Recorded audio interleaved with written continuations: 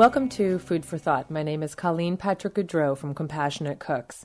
I founded Compassionate Cooks to empower people to make informed food choices and to debunk myths about vegetarianism and animal rights. You can learn more about who we are and what we do by visiting our website, compassionatecooks.com.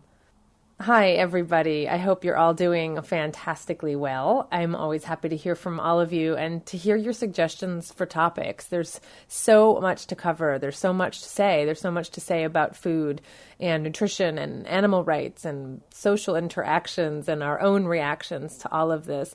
There's just so much to say, and I'm thrilled to have a medium in which to say it, and I'm thrilled to know this podcast is helping some of you with your questions and challenges.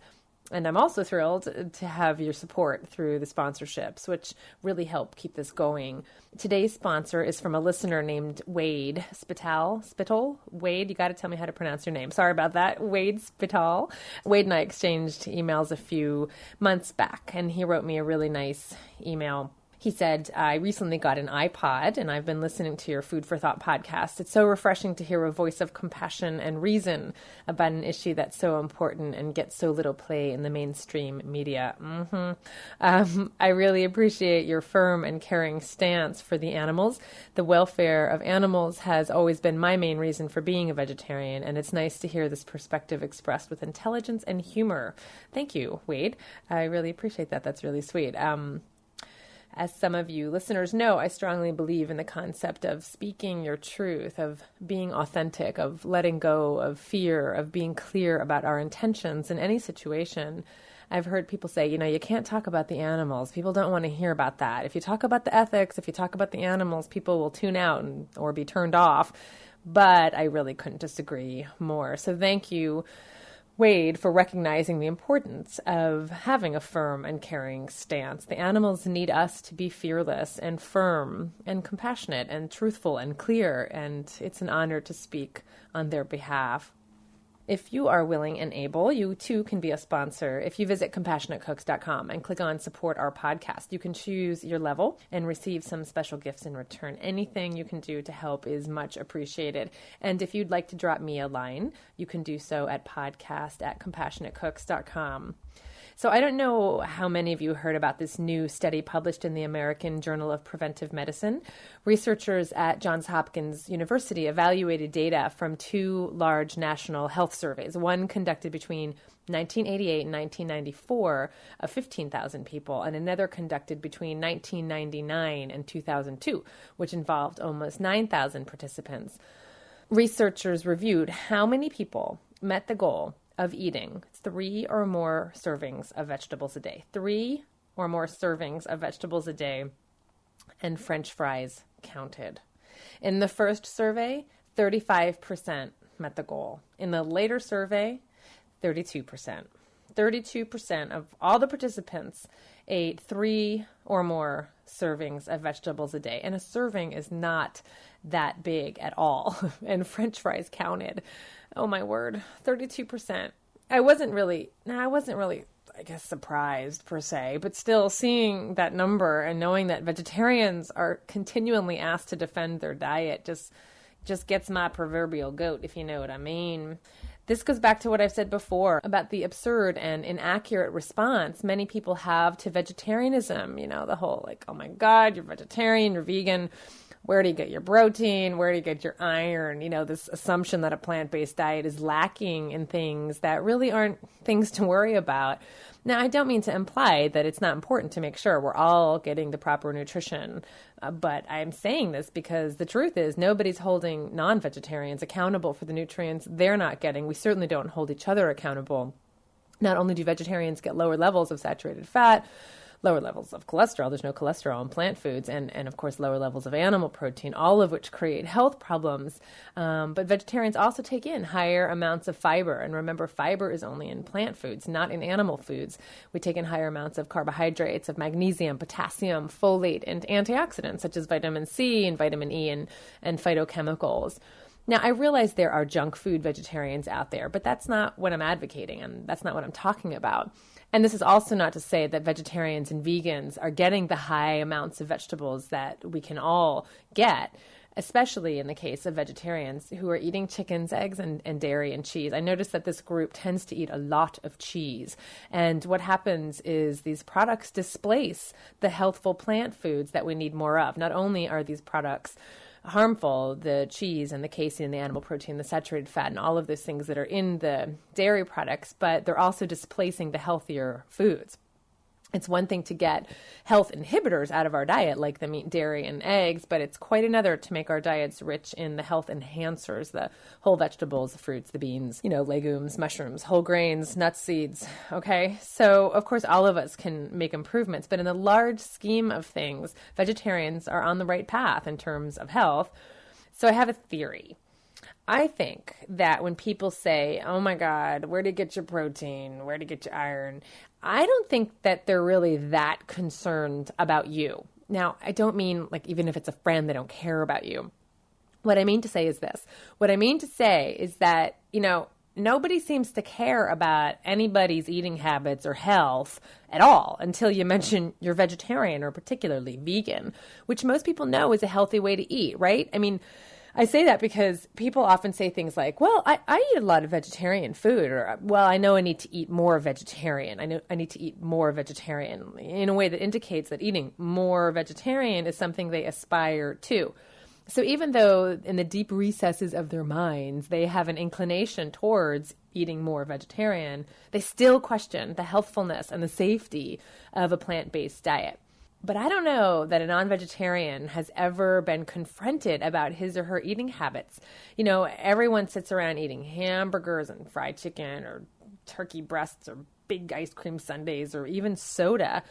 And as soon as you say vegetarian, people are suddenly concerned about your health. So what I'm suggesting is that the reaction is not simply a matter of being concerned about your health, but rather a matter of their own interest in vegetarianism. They want to be informed, particularly if they aspire to eat more vegetarian. Does that make sense? They may be interested in getting meat and dairy and eggs out of their diet, but because they've heard so many negative things about vegetarianism, they're more comfortable expressing it as a concern for you. Oh my God, where do you get your protein? Rather than in such a way that would reveal their own interests. I'd like to be vegetarian, but I've heard you can't get enough protein. Is that correct?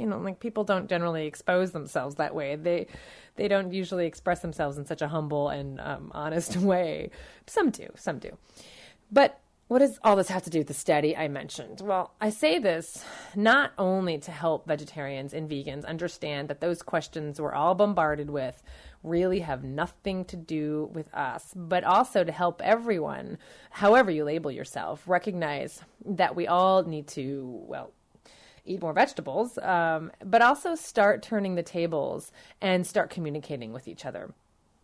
When we're asked for the umpteenth time where we get our protein, where we get our iron, it's such a great opportunity for dialogue. It's such a great opportunity to talk about something like this study and to say something like, well, for decades, study after study confirms that vegetarians get plenty of protein, so that's not an issue. But studies keep coming out revealing that people in general aren't getting nutrients such as vitamin C and fiber. So actually, I never worry about protein. But I love that as a vegan, I have the opportunity to eat so many vegetables. When I ate meat, dairy, and eggs, they displaced all the plant foods that people just aren't getting enough of. I'm just offering that as a possible response. You can shorten it. I've said facetiously before that vegetarians need to say, where do I get my protein? Where do you get your fiber, your folate, your vitamin C, your vitamin E, your potassium, magnesium, and antioxidants? But I really do suggest that playfully. I mean, it can be done in a playful way. The idea is to have a dialogue. The idea is to communicate with one another, not create a dichotomy between non-vegetarians and vegans. But I do mean seriously, we need to start pushing back. We are supposedly the most advanced culture on earth ever, and we're dying from preventable diseases. It's obscene. It's unnecessary. And the fact that we're killing so many animals in our wake makes it even more perverse. It's so wasteful and so unnecessary. So we need to start turning the tables, and we need to start telling the truth. Speaking of telling the truth and turning the tables, I'm always struck by the accusation that vegetarians have an agenda. Have you heard this before? I talk about this a bit in the episode called Meat is Not neutral, but it's just so amazing to me that our minds have become so mangled by advertising and marketing that we trust McDonald's or the National Cattlemen's Beef Association or the pork producers or whoever's putting out these press releases, individuals who have the most to gain, the most money to make off the backs of babies and off of our own ignorance. But when a vegetarian talks about the joys and benefits of a plant-based diet, suddenly we've got an agenda.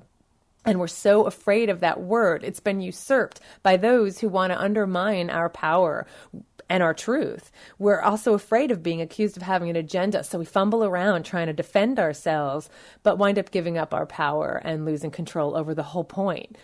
So I'm here to say clearly and unabashedly that I've got an agenda. It's to stop the senseless torture and death of billions and billions of animals. It's to empower people to make informed food choices so they can take back their damn health. It's to share the joys of living a life that reflects compassion and nonviolence. You got me. I have an agenda, and I'm damn proud of it. I have nothing to apologize for. We have nothing to apologize for. Now, you've probably figured out by now that I love etymology. Etymology is the study of the roots of words, the history of words. And I do think that to understand the roots of the language we use is to better articulate our truth. So the word agenda comes from the Greek word agere, which means to do, to set in motion, to stir up. That word goes back even further to the Sanskrit word agira, which means moving, active. So there's nothing negative about having an agenda. It's just another one of those words that we have to take back. Don't let someone make it sound like an accusation. And there's nothing wrong with having a vegan agenda, an animal rights agenda. I'm proud of it. Having a hidden agenda may be what opponents really mean when they accuse vegetarians of having an agenda. When you have a hidden agenda, you have a desire and a plan to implement a particular idea without telling anybody. It's the same thing as having an ulterior motive, which means your motive, your agenda, is beyond what's evident. It's beyond what's revealed. It implies concealing something intentionally so as to deceive. Now, I haven't personally been accused of having a hidden agenda, and if someone does accuse me of it, they're a fool, because I make no attempt to conceal what my agenda is. I know some vegetarians and vegans are afraid that they should only talk about the health aspects. They're afraid to talk about the animal or the ethical aspects of a plant-based diet. And I don't understand. I think first and foremost, we should speak our truth, whatever that truth is, and not try to tailor it to what we think people want to hear. If we do that, it comes out sounding really disingenuous, and people pick up on that. But also, why do we think in such black and white terms? Why do we think that we can't care both about health and animal rights at the same time? Both people and animals at the same time, as I talk about in a recent episode. But it's so sad that some people think they have to conceal their compassion for animals for fear of being accused of having some hidden agenda. I have no problem teaching about the health benefits of eating vegan and in the same breath talking about my ethical reasons for being vegan. I don't see it as a contradiction. It's like we're all in this closet and we don't want to talk about what's really true for us because we're afraid. The times I have seen the hidden agenda accusation actually have legs is when I've heard of ostensible animal rights groups work on animal welfare reforms, and the opposition, the animal exploitation industry, or media representatives, or even individuals will say, well, that's just a ruse, because what you really want is a vegan world. What you really want is to do away with animal agriculture. And I've heard some activists, some leaders respond disingenuously. I've heard them, it's just a step and we just want to do the welfare. And it's just, but that's, we don't, they just don't say the truth, which is, yeah, we want a vegan world or whatever the truth is. For those of you who have seen The Peaceable Kingdom, it's a beautiful film made by James Levesque and Jenny Stein of Tribe of Heart, tribeofheart.org, the newly edited version of which will be out in the fall of 2007 and will be called Peaceable Kingdom, The Journey Home. For those of you who have seen it, you'll remember Harold Brown. He was the rancher turned activist, the rancher turned vegan, and he tells his story in the film, and it's one of the highlights of the film, and I and many people appreciate his integrity. He's just a lovely person. And when he speaks at agriculture schools, he stands up and says to the agriculture students, I'm against all animal agriculture. Now let's talk. He says the students don't shrink at all from that forthright communication of a moral commitment. And of course, he will never be accused of having a hidden agenda. He comes right out and says it. It's just plain wrong. And I have nothing to apologize for. And I think more of us need to do that, particularly the leaders in the movement, or we're just not going to be taken seriously. Related to this, a listener wrote to me about a year ago and posed a question that is a difficult one to have a soundbite for, a quote-unquote soundbite for. In fact, I haven't had a chance to reply, and it's been almost a year, because I knew I'd cover it in a podcast episode, but it's just taken me a while. So, Mark, please forgive my long delay in replying. I'll try to address your question now. Mark wrote the following. Here's a question I get from non-vegetarians that I've not successfully answered, and I was wondering if you might have a good reply. No pressure.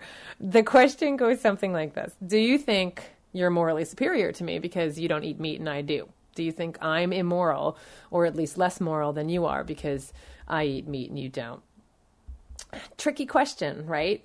Most of us, including this listener, most of us don't want to appear to be judging anyone, and we want to make our point about the ethics of meat eating while not coming across as superior. So it's a big question. The first thing that comes to mind for me is that this isn't about me.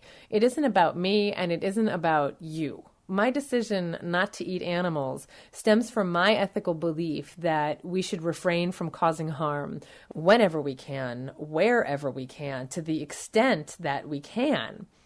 I think most of us agree that it's wrong to do something that causes suffering and harm to someone else, particularly when it can be avoided, particularly when it's for something as superficial as mere pleasure, when it's not based on necessity, but based on pleasure.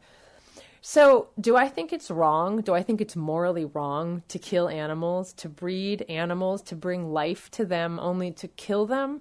Yeah. Do I think it's wrong to kill animals and use them for their bodily secretions when we have no nutritional requirement for them? Yeah. Do I think it's wrong to use and kill animals when we live in a time when we have so much access to so much abundance? Yeah, I do.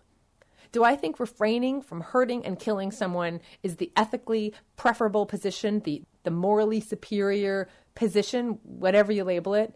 Yes, I think refraining from hurting another, human or non-human, is a morally superior position.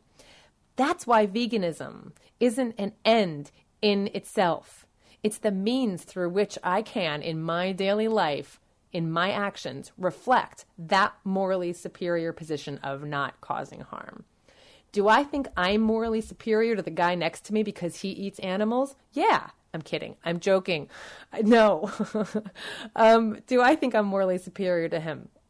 Well, I don't know that I'm a morally superior person to someone else. I don't think about it that way. I think honesty is a morally superior position. I think not stealing is ethically superior to stealing, but I don't walk around patting myself on the back because I don't steal or lie. I mean, if you want to talk about behaviors, we could probably trade some. I'm sure that there are ways in which other people are morally superior to me, but I don't know what to do with that answer once we get it. I don't think about it like that. I don't know what we get from that. I don't know what that concludes for us. Because as I said, in the end, it has nothing to do with me. This moral superiority argument is tied in with the accusation that vegans or animal rights activists are self-righteous. And I'm sure there are some out there, whatever. There are self-righteous people all around us. But the truth is, I personally feel humbled rather than self-righteous because I'm just grateful I know all this stuff and I have the opportunity to do something about it. I have no cause to be self-righteous. I didn't always think this way. I used to eat animals. I made excuses. So I don't feel superior to anyone. I feel grateful to be armed with knowledge and awareness and to act on my values. How do I feel about those who eat animals? I don't feel morally superior to them. I feel sorry for the animals who have to suffer. I feel really sad about that. Any reaction I might have stems from the pain I feel when I think of the animals and when I think of people suffering in their own health and not being given the information that will empower them. I find that really frustrating. I just think we have to stay really focused on what the big picture is. You know, we're a little consumed by our own stuff, our own human stuff. It's not about my opinion of you. It's about all of us agreeing that something's really wrong and we can do something about it together. That's really clear to me. So I don't know if I've given you any help for that particular question, Mark. Those are just some thoughts I have about it. I think we need to stay focused on the issues at hand. Let's ask questions with authenticity and answer with honesty and integrity and humility. Let's be really clear where we end and another person begins. Let's not be afraid to speak for the animals. Let's not be afraid to reveal our agenda. Let's talk to each other. Let's communicate. Let's communicate. Communicate is built from the word common, which literally means shared by all. I like that because this isn't about me against you, about vegetarian against non-vegetarian, my moral superiority over your moral superiority. It's about all of us being against cruelty to animals. This is a value shared by all. I think that's safe to say. It's about all of us being against the pain and suffering of animals. This is a value shared by all. Instead of standing against one another, we need to stand together against cruelty. Find that common ground. I once heard a great strategy for dealing with a disagreement in a relationship. And it's not always easy to do because you have to be more willing to find resolution than you are willing to be right. You have to be more willing to solve the problem than you are anxious to win the argument. And it's essentially what I just said, that you identify the problem together and you both tackle the problem together as opposed to tackling each other. And I like that visual. I'm a very visual person, and I like that visual of a physical stance against the problem. It's very powerful. Another communication strategy that my husband and I use is something we got from a Japanese tea ceremony we attend periodically. It's something we noticed in the ceremony itself. The ceremony is all about being present in that space, appreciating the scroll and the flowers that the host chooses, the sweets and the tea that are served to the guests, admiring the tea house and the teapot and the tea. It's about being fully present in that space. And when you're served, you're sitting, you're kneeling on the mat, on the floor, and the one who serves the tea goes around on his knees or her knees and serves each guest. And this was especially apparent with one particular teacher who was so beautiful. He was so present. And he kneels right in front of you and he serves you tea and he looks you right in the eye and he bows and he smiles, looks you right in the eye, fully present at that moment. How many of us look each other right in the eye when we talk to each other? So it struck us. It's very powerful and very respectful. So if there's a time when I don't feel like David is giving me his full attention and I need it, instead of saying, you're not listening to me, that doesn't really work very well. I ask him to face forward. That's what we call it, facing forward. And he does the same. And when he asks me to face forward, I know he really needs me to listen at that moment. And I give him my full attention, facing forward. Anyway, that's a little trick that we picked up. And I know we can all be better listeners and better communicators and better voices for those who have no voice, more respectful with one another and more respectful of our own values. In the next episode, I promise you it will be a lot of fun. We're going to talk all about food and quick and easy ways to prepare delicious, satisfying meals for home and for on the go. I started off this episode talking about our need to eat vegetables, so I plan on giving you ideas for making this happen in the next episode. Until then, speak up and speak out. In the words of Dr. King, cowardice asks the question, is it safe? Expediency asks the question, is it politic? Vanity asks the question, is it popular? But conscience asks the question, is it right? And there comes a time when one must take a position that is neither safe, nor politic, nor popular, but one must take it because one's conscience tells one that it is right. This is Colleen with Compassionate Cooks. Thanks for listening.